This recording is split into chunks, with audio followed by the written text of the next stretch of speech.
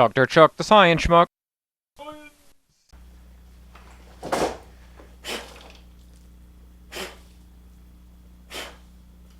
It shouldn't make that much noise when I blow on it. Synchronize. I have a problem. Well, actually, technically speaking, I have many problems, but the majority of my problems are self-created. This is a problem that is also self-created like the others. The problem is, I sleep periodically. The coffee just can't keep me awake forever. Or can it? Haven't tried that yet. Might have to try that. The problem being that when I sleep, I'm very sensitive to noise. Slight creaks, slight voices, people slapping me in the earlobes. So I need white noise. Now, historically, I have used that by using fans. The problem being that, one, when you use a fan for many years straight of continuous use, it eventually gums up and stops spinning, and that's a problem. The other being, they're expensive. They're like $20. I don't have $20. Where am I going to get $20? I don't get paid. That is the hardest rubber band I ever did see. Now it's over there. The other problem being that the fan I have right now goes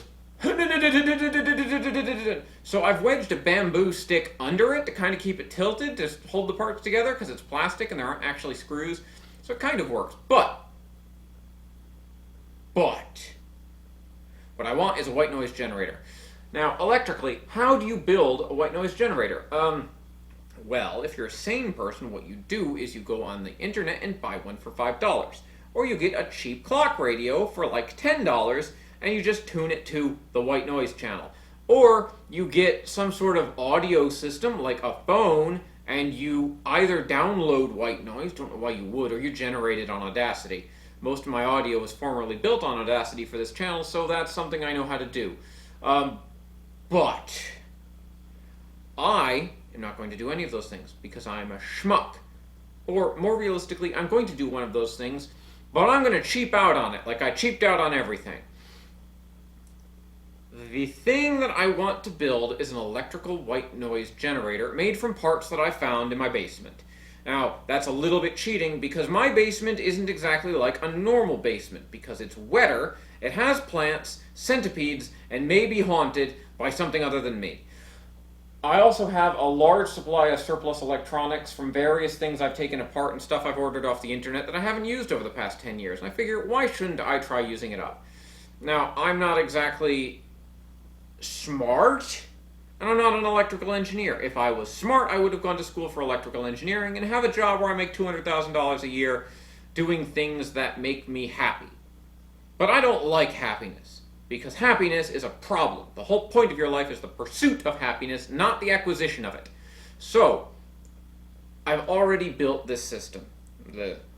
Meaning that I got all the testing and troubleshooting out of the way. The video where I tried to make that thing that didn't get tested, that I never actually posted the video, it's not going to be like that. Because this thing works. Sort of. Now, don't laugh at me when I pull this thing out from under the table. Remember, I'm not an engineer. I'm a schmuck.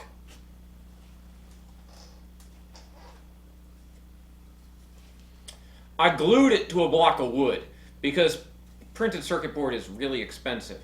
So what is this? This, it's really dirty. This is essentially an audio amplifier. So in order to generate sound, the first thing you need is an amplifier to generate the sound from the source. And we'll go over the source in a second because that's what I actually know how to do, weirdly enough. The problem being that when I was going through my junk, I couldn't find an audio amplifier chip. The chip is the little integrated circuit that actually does the business. So I found in the back of a drawer this really flattened op amp, which is basically an audio amplifier. I also found, it took me forever to try to find resistors that were the same value, and it turns out they're not the same value because I got some of the colors backward and didn't notice. So like that one is actually just the inverse of that one, which does not actually mean they're inverse ohmages, resistances. Also, I don't think those are normal resistors. They're like some sort of surplus Russian resistor. And the capacitor's too big. This potentiometer is 1,000,000 years old, and that one probably doesn't spin. Oh, and I found a transistor in a box. And freeform soldered it all to 2x4s. So what does this actually do? Well, it uses electrical power. I found this ancient phone charger in the trash. It was very moldy, but I didn't wash it off. I just sort of pretended it's not moldy, which is solving problems through denial. Usually works in electrical engineering. It doesn't, unless you're an orc. So this thing has an output of SIL switching adapter. Oh, I can't read this text. I'm too old. 5 volts at 600 milliamps. So that's probably not enough to kill me. Weirdly, it's a super weird sized barrel plug, but I had one on a thing that I wasn't using, so I just sort of peeled it off and glued it onto a block of wood. That's normal. So right now, these two dinguses are meant to be connected to a thing, which I said we'll get to. Right now they don't do anything, which is why there's no noise. If I grab onto it, it does make noise, and that's because it's amplifying me. I am acting as an antenna on this thing to generate noise, which is basically picking up the noise from the fluorescent light. So, hold on a second, I don't know if this will work.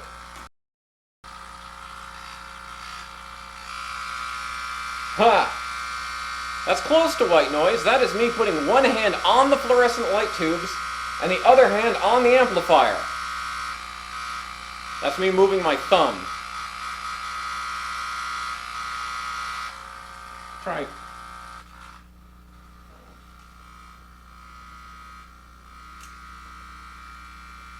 Okay, so that's basically the sound of the electromagnetic interference of these fluorescent lights going through my body. Ow, ow, ow. It kind of hurts. So yeah, I didn't build an on switch.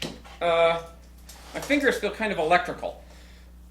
But what that means is that this thing actually works. It's designed to detect very, very small ambient signals and generate peaceful, calming noises for me to go to sleep. It doesn't exactly do that, now does it? And that's where the fun part comes in. Because what is this designed to do? It's designed to make white noise. What's the best source of white noise? Well,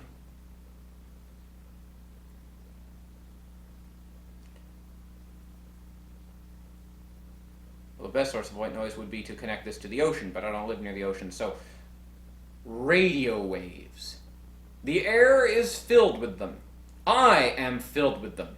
They're everywhere. There's AM, FM, PM, GM, LM, it's all going through me. It's all going through this whole area. I could turn on a radio and pick it up. But in radio, there's a lot of static. So with this device, if I can build a radio receiver out of random spare junk I found in my basement, I can connect it to the white noise that is ambient in the air and extract audio signals from the ether itself. But how do you do that? How do you build a radio receiver out of junk you find in your basement? Historically, actually, whoa, my voice is cracking. I guess I'm going through second puberty. Well, this would actually be third puberty after I grew the new body. Never mind.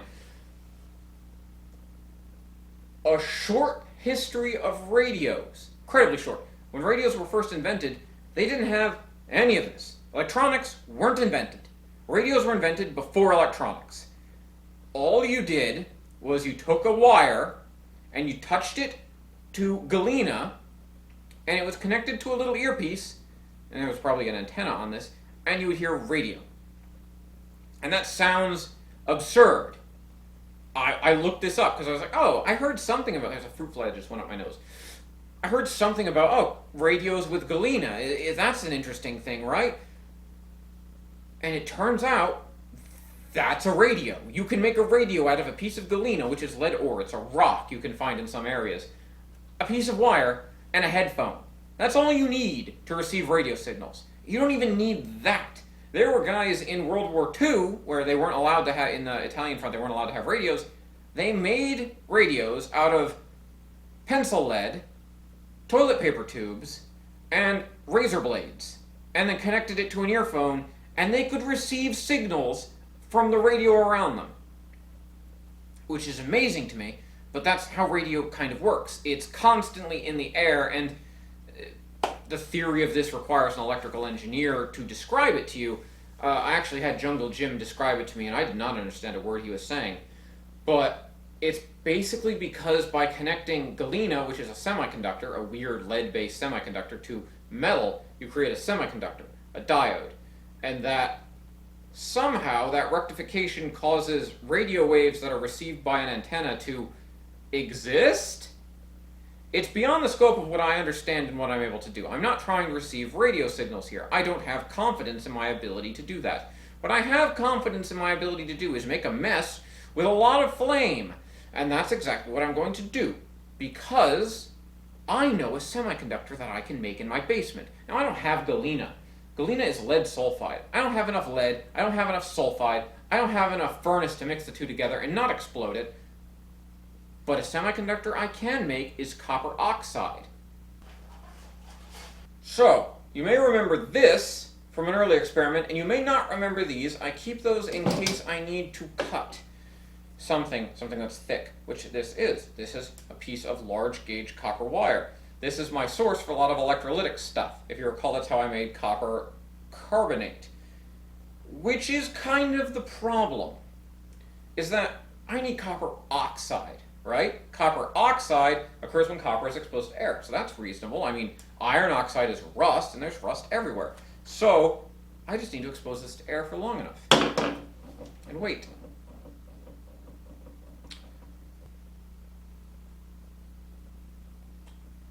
Except copper doesn't form oxides on its own. It's kind of a weird aspect of it. This green stuff, that's not oxide, it's carbonate. I keep saying carbon, but it's copper. Copper pulls carbon dioxide out of the air to become copper carbonate, which is why it turns green. It does not pull oxygen out of the air to form copper oxide, which is either red or black, depending on the situation, depending on the oxidation state of copper. It's a transition metal. It can be 1 or 2 or potentially more than that. In actuality, interestingly enough, copper oxide 1, I believe, which is red copper oxide, in its natural crystal form, is one of the rarest minerals in existence. It's also a common industrial chemical in its synthetic form. Mineral collectors don't want synthetic things. They want it out of the ground, which it's very rare that it forms out of the ground. So what I need to do is turn this copper into copper covered in an oxide layer. Now, how am I going to do that? The first thing I'm going to do is cut off a piece.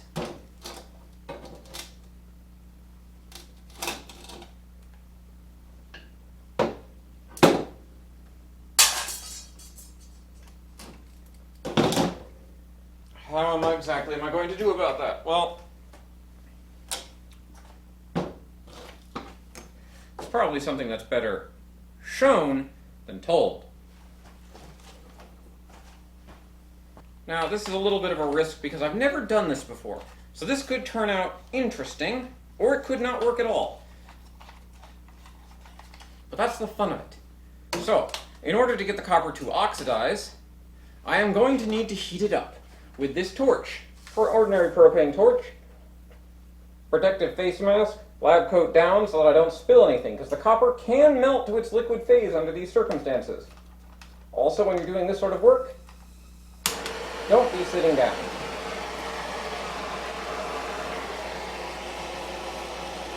The first thing I'm going to do is heat the copper.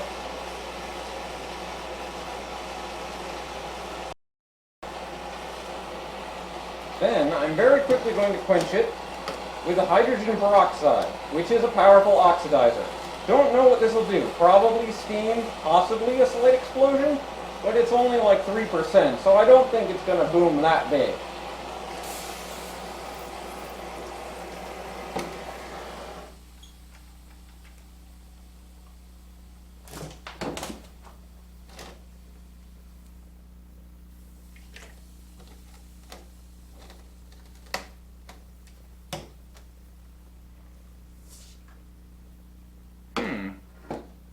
Interestingly, it's very fizzy.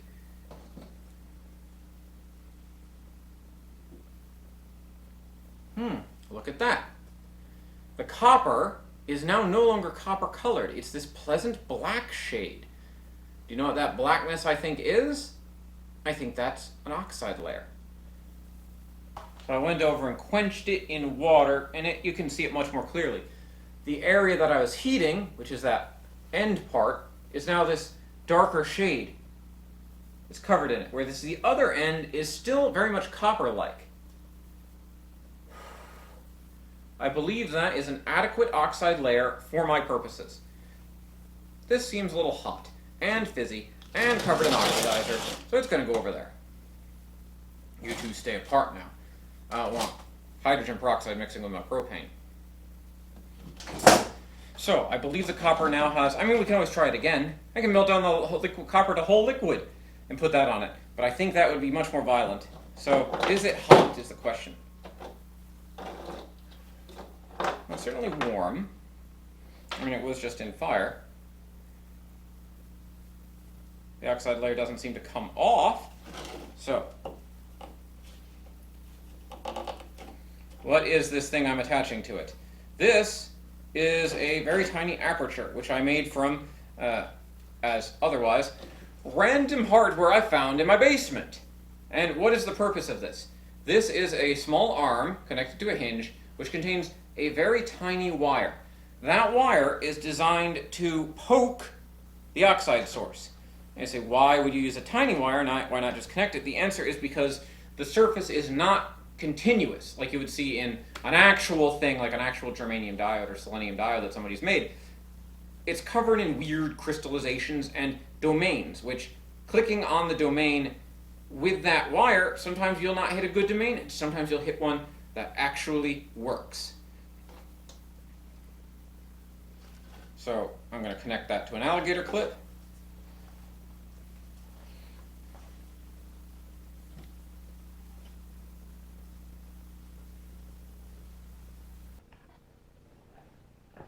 Okay, so you may notice that I've switched to a familiar piece of hardware, or perhaps not familiar, my speaking microphone.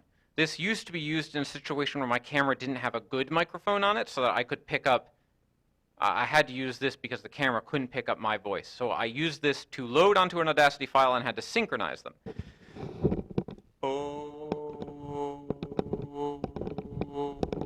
So I've actually plugged this into the camera. The reason being so that if any noise comes out of this, you should be able to hear it much more clearly than if you had the camera alone. Okay, I had that random rock. So, you should still be able to hear me even if I'm a little quiet. I've got this, as I showed you. I'm going to plug the system in and attempt to find an area of the crystal that generates a nice, calming white noise.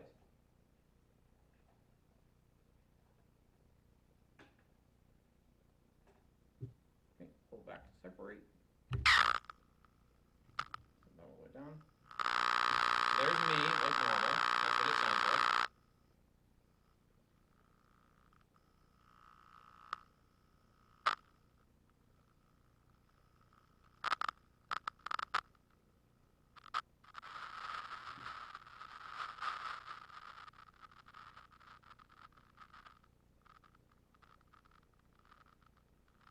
Sounds a little quiet. Let me try to make some adjustments.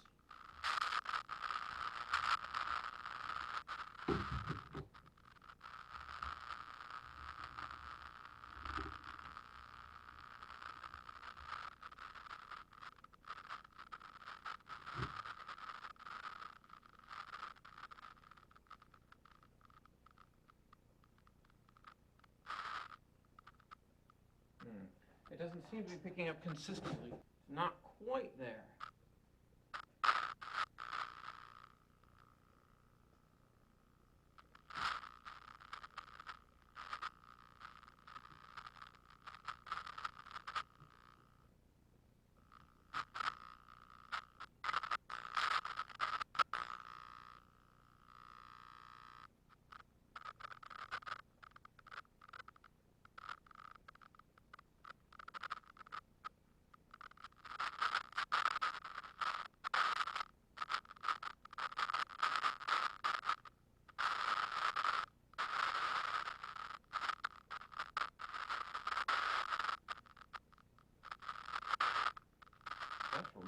relatively close.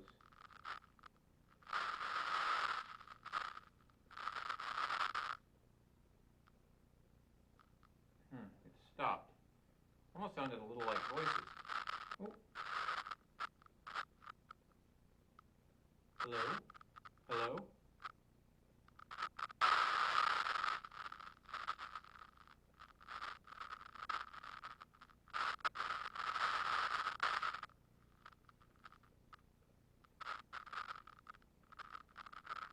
Is there anybody there? Well, that doesn't seem very calming now, does it? And it totally stopped. Huh. Okay. That was a little too voice-like to put me to sleep properly.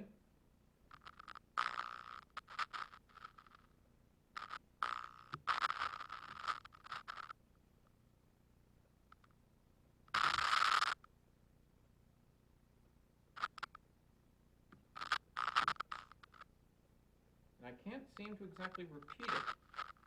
Oh. Well.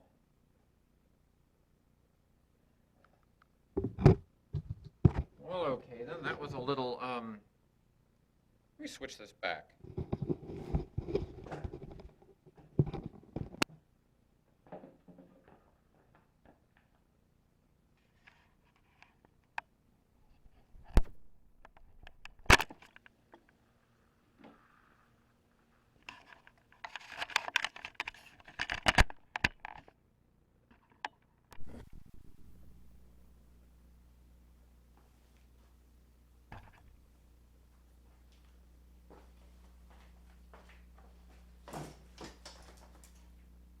Well, that was a little more interesting than I had expected. It's very quiet, but I can't get a real good white noise without that inconsistency. In other words, the problem right now is consistency. So I'm going to try a slightly different approach.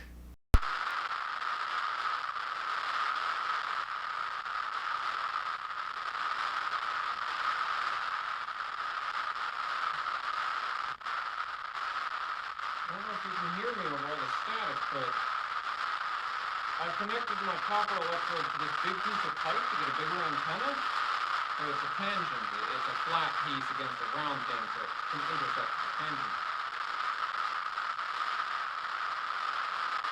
And I'm getting a pretty steady signal.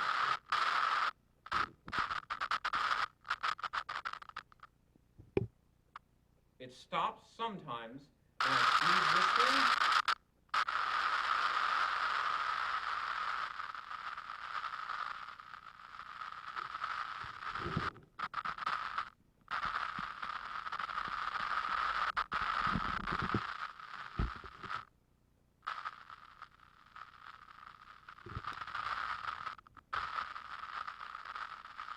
Whenever I touch that thing, it seems to change the way the signal manifests.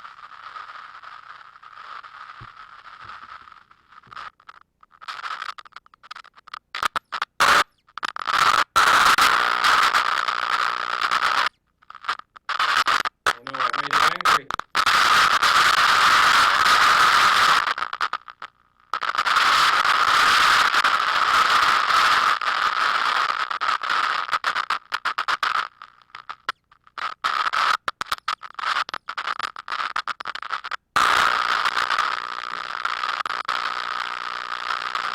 Close. I'm not touching anything, by the way. I'm just moving my hand near this thing.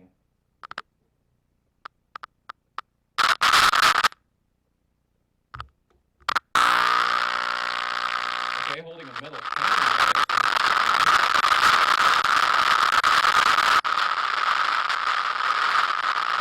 Probably a very valid electrical reason why there's a can full of water. No, I was not drinking water.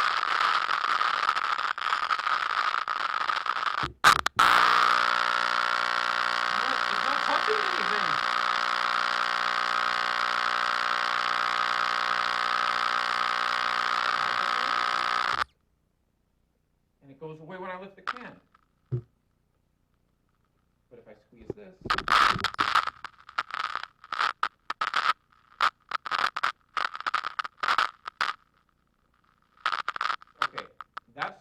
voice like to me.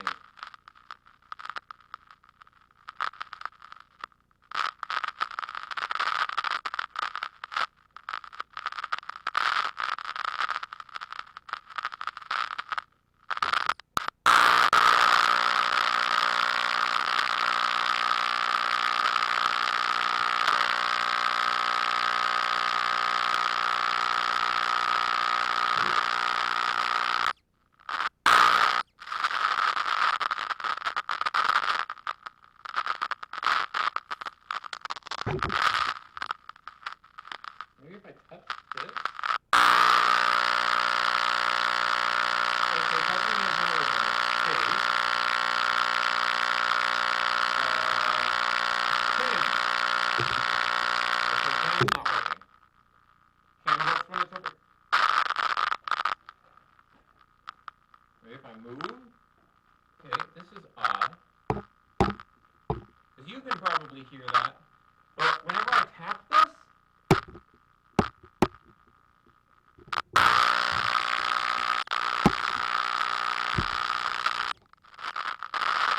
I think my copper electrode is picking up the signal on the headphone. Because when I make noise, it makes noise. That's probably a little loud. When I tap it, you make...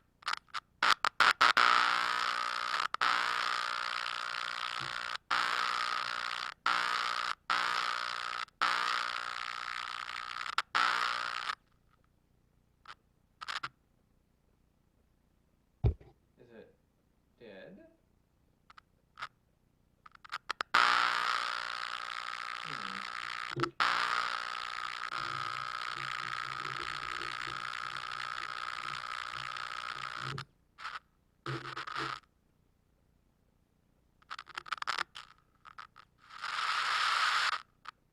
That got pretty close.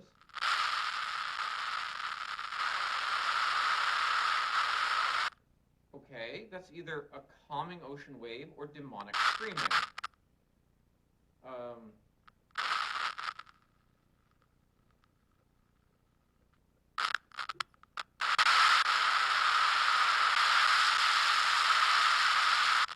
It's already making me sleepy.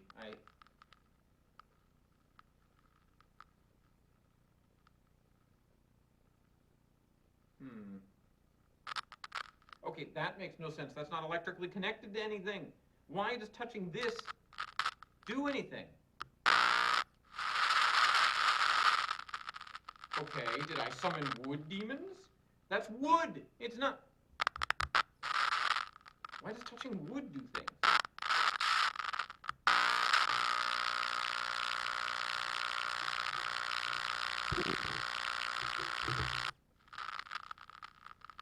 Well, whatever it is, it's very sensitive.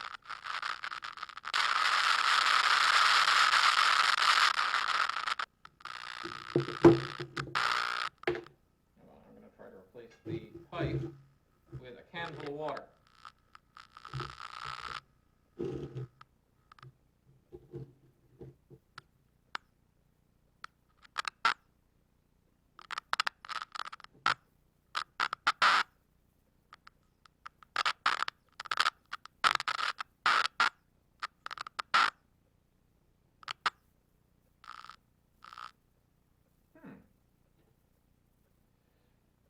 Well, apparently a can full of water has this interesting effect, in that it makes a buzzing sound when I poke the water with something conductive. It's not what I'm aiming for. Let's try something even more different. This is a piece of melted material that I made accidentally. It's lead, tin, antimony, and copper? Yeah, it's mostly copper that I was melting together, and it oxidized quite severely, kind of a failed alloy.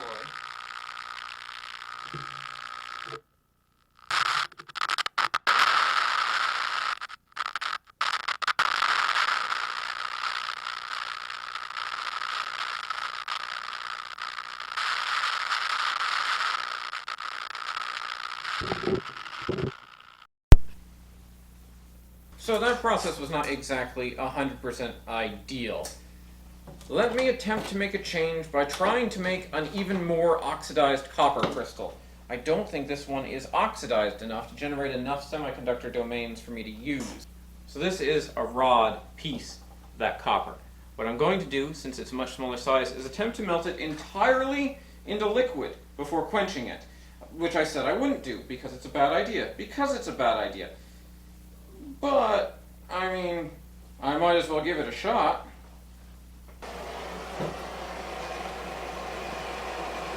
But first I need to heat it up.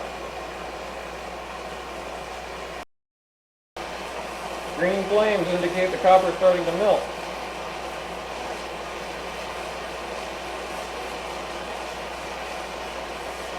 Probably have gloves on.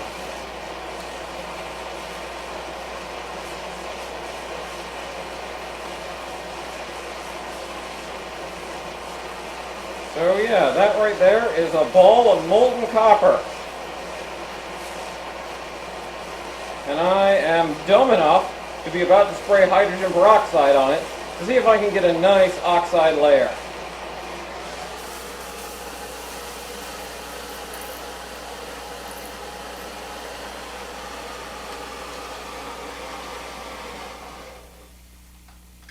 Well, it didn't explode. That's always a plus.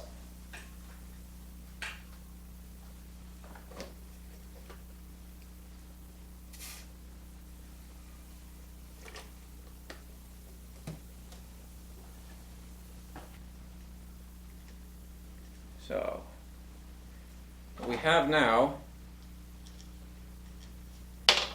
is a bead. Very hot bead. It was melting a few seconds ago, so I don't know if you can see, but despite being copper, that hot, does not look like copper. It's a brownish black color. I don't know how well you can hear it, but I found a domain on the crystal with this device that generates, this is the copper bead, a consistent signal. Now whatever it's picking up radio waves of some sort. Or demonic voices, one of the two. It's a tiny wire connected to this copper bead, which is held together in an alligator clamp. The top side of the bead with black copper oxide was too thick to get a good signal. However, the bottom side of the bead with red copper oxide, not in valuable crystal form, was enough to get this signal. Just took a lot of searching.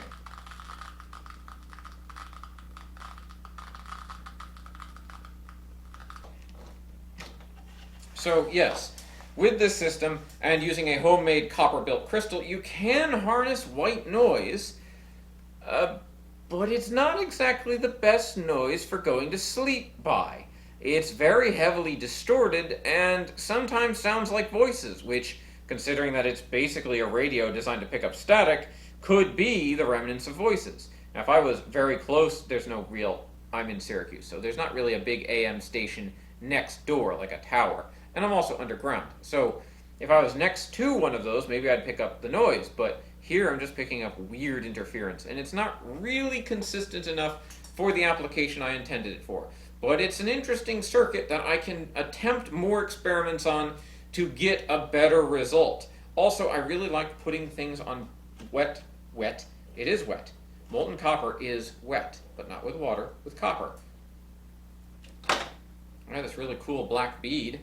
Kind of heavy. I mean, copper is pretty heavy. I could probably swallow that and get my whole daily dose of copper. But I'm not going to, as tempting as it is. I am going to go to bed, not to that sound. Or do something else, I don't know. But after that interesting experiment, and hopefully that was vaguely amusing to you, at least, it was at least amusing to me, that's all I have for this particular episode, unless I come up with something brilliant that'll make this machine actually work. So, What do I usually say at the end of episodes? Don't bother liking. Don't bother liking or subscribing because this channel's not monetized, so it doesn't actually matter. But I do like comments, especially if you have any ideas. Also, don't click on a link in my comments. Apparently, the only person who really watches these consistently is Russian bots, and they like to leave virus links. So if you really want to get a computer virus or get ransomware, you can click on that if you want to and destroy your computer, but I'd strongly recommend against it. Stop right there! Hold your horses! I've got a use for this machine. I figured something out. It doesn't work well, but it does work. So, first of all, I take this here audio cable, and then I attach my alligator clips to one end, and then to the ground end, and then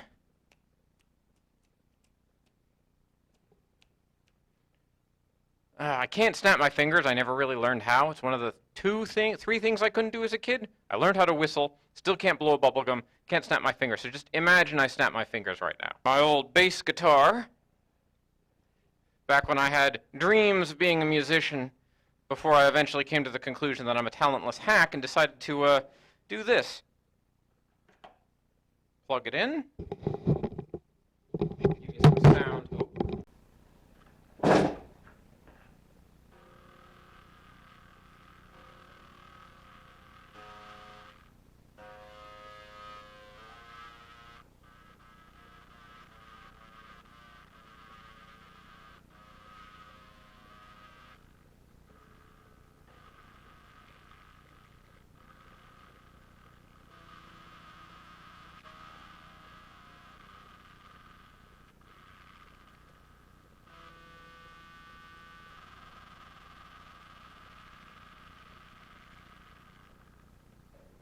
It can amplify the sound of the guitar. Interestingly, the frequency response, the E string is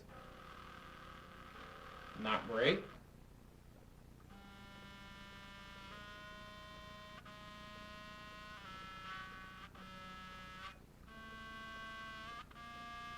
The higher frequencies do better.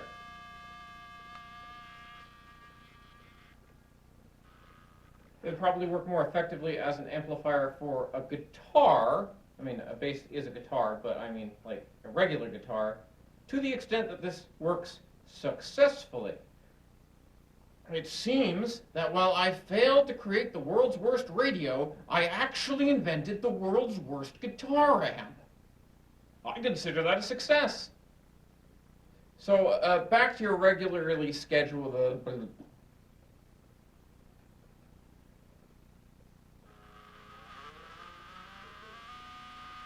back to your regularly...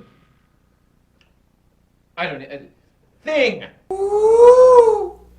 Ooh. Ooh. Extra.